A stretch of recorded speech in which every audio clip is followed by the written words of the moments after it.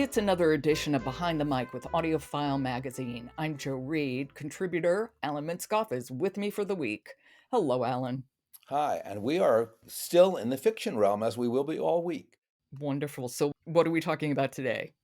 Well, we are going to talk about fiction again, and this is quite different. It is The Dream Hotel by Laila Lalami, and it's read brilliantly by Frankie Corzo with small interchapters by Barton Caplan, who is new to me. It's an Earphones Award winner.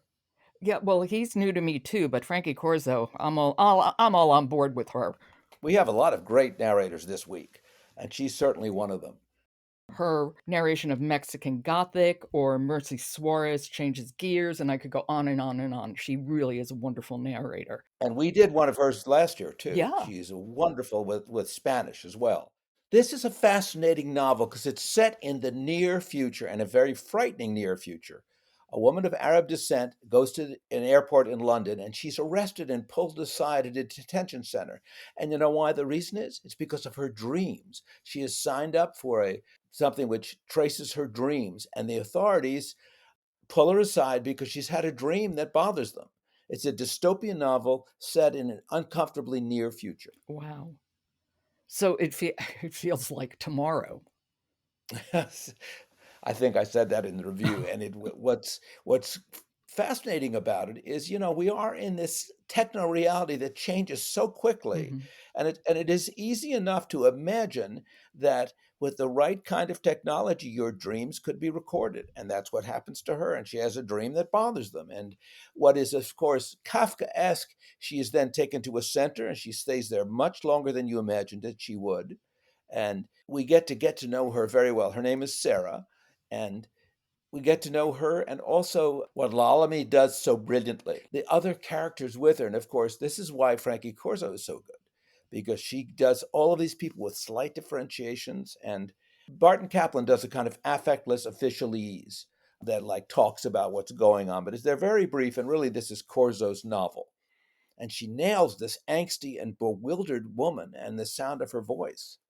Well, can we hear a little bit of Frankie Corzo? Do you need to set this up? I don't. I think this is another one that really defines itself.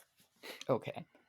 This is The Dream Hotel by Laila Lalami, and it's read by Frankie Corzo with Barton Caplan. The dream cedes to reality. Or perhaps it's the other way around, and she pulls herself from the tangle of sheets and stumbles out into the hallway. There she waits, barefoot on the cold floor, until the bell stops ringing.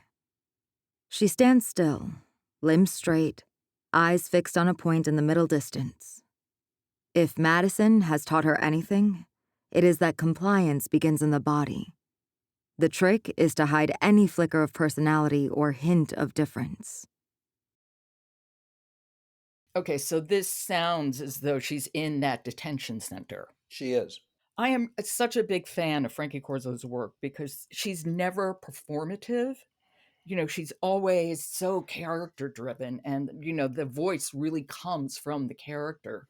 And I think that's one reason why I'm always so taken with her work.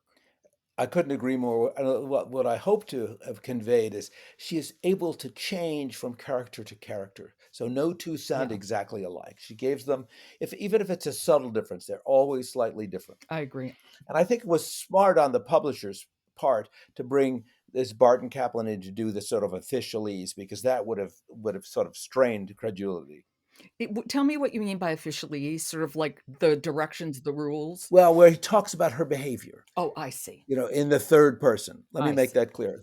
The officialese is where Barton Caplan talks about Sarah's behavior in the third person. Got it. So he's almost like the official making notes.